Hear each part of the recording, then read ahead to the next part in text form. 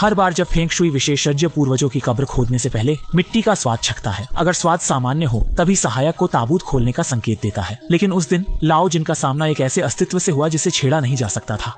जैसे ही उन्होंने कब्र की मिट्टी छकी, उनका चेहरा गंभीर हो गया।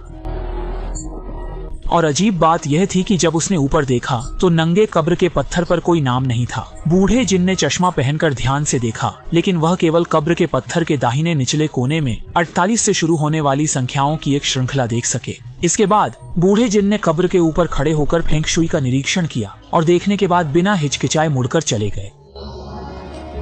कोई बात नहीं।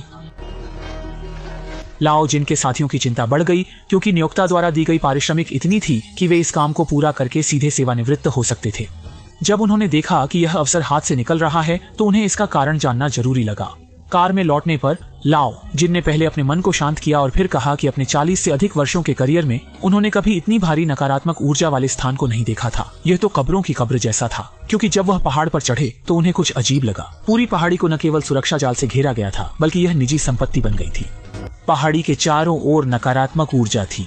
उसने देखा कि एक लोमड़ी कब्रिस्तान के पास थी। लोमड़ी अक्सर कब्रिस्तान में रहती है, इसलिए कोरियाई लोग मानते हैं कि लोमड़ी और कब्रिस्तान विपरीत होते हैं। जहां लोमड़ी होती है वह अंतिम संस्कार के लिए सही नहीं होता। जब अनुभवी व्यक्ति ने कब्रिस्तान की वास्तुशास्त्र देखी तो पाया कि यह स्थान बहुत भयंकर और अशुभ है। उसने निष्कर्ष निकाला कि यह भूतों के लिए आदर्श है और यहाँ दफनाना ठीक नहीं।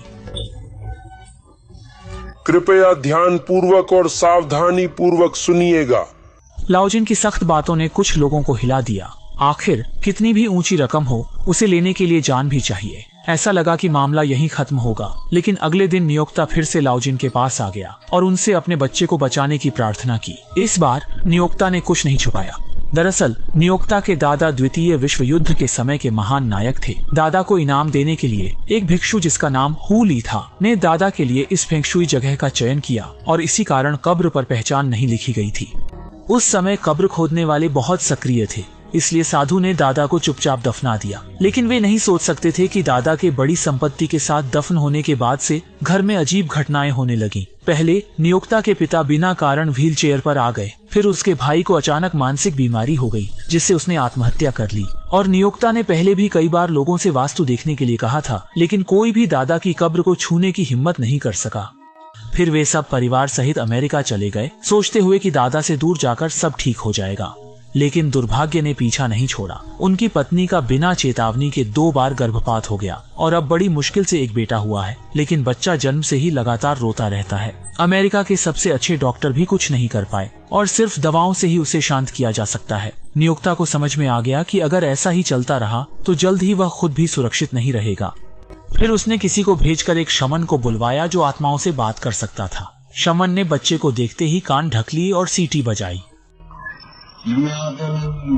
जैसे ही उसने आंखें बंद की, उसे लगा जैसे वह बच्चे की आत्मा से जुड़ गया हो। तुरंत ही उसकी आंखों के सामने एक ऊंची धुंधली आकृति प्रकट हुई और फिर एक बड़ा हाथ धीरे धीरे उसकी ओर बढ़ने लगा। स्थिति की गंभीरता समझते हुए हाली ने सभी को बाहर जाने को कहा। इसके बाद उसके शिष्य फेंग जी ने खजाना खोलकर बच्चे पर ताबीज रख दिया और खुद हाथ जोड़कर मंत्र पढ़ने लगा। मंत्रों की आवाज के बीच हाली पास जाकर निरीक्षण करने लगा।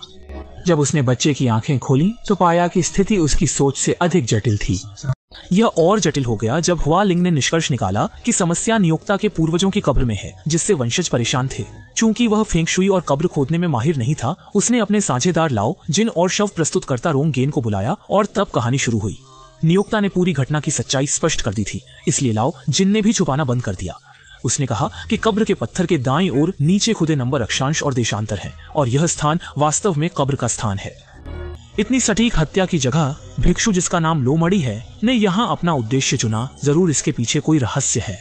लेकिन जब लाओ जिनको पता चला कि नियोक्ता को कुछ नहीं पता तो वह और सतर्क हो गए। हालांकि जब सब असमंजस में थे तब अचानक हुआ लिंग ने एक तरीका सुझाया जो दोनों के लिए फायदेमंद था।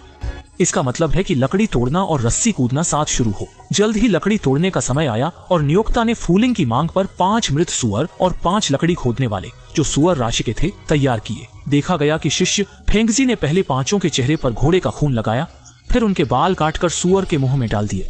इस तरह कब्र की बुरी ऊर्जा लकड़ी खोदने वालों से सुअर पर जाएगी और फिर फूलिंग रस्सी कूदने से बुरी ऊर्जा दूर करेगा। मक्खी रोंगन के आपातकालीन सहायक शब्दों के साथ बंजी जंपिंग, एक तरफ ढोल बजाते और दूसरी तरफ मंत्र पढ़ते हुए, जबकि फ्लावर बेल धीरे धीरे कंधे हिलाते ऊंची आवाज में नाचने लगी।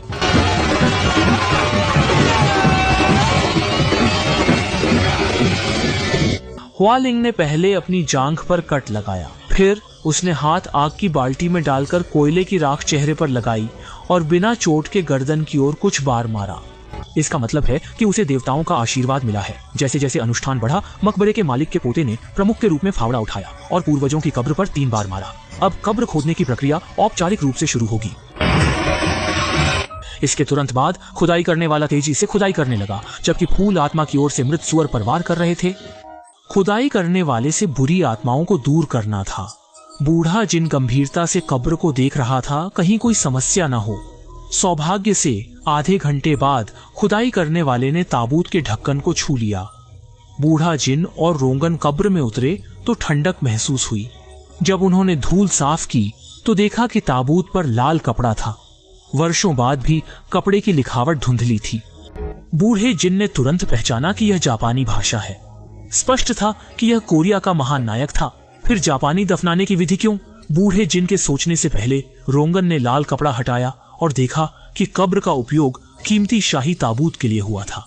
आमतौर पर यहाँ सिर्फ राजघराने ही इसका उपयोग करते हैं, लेकिन ताबूत को जल्दी से स्थानांतरित करना होगा। सभी के चेहरों पर भ्रम के बीच ताबूत को गाड़ी पर लादा गया और बूढ़े जिन ने एक सिक्का, जिस पर महान सेनापति का चेहरा था, कब्र में फेंक दिया। उन आत्माओं को दबाने के लिए जो अब तक नहीं बिखरी हैं। लग रहा था कि इस बार कब्र खोदना बिना किसी दुर्घटना के पूरा होगा, लेकिन अप्रत्याशित घटना हो गई। जैसे ही लोग निकले, एक लालची कब्र खोदने वाला चुपके से कब्र में उतर गया। उम्मीद थी कि उसे कुछ छूटे सामान मिल जाएंगे, लेकिन उसे क्या पता था कि जैसे ही उसने खोदा, अचानक उसके पैरों के नीचे से लाल और काले रंग की सांप निकल आई, जिसका सिर लंबे बालों वाली महिला जैसा था, जिससे डरकर आदमी ने फावड़ा चला दिया।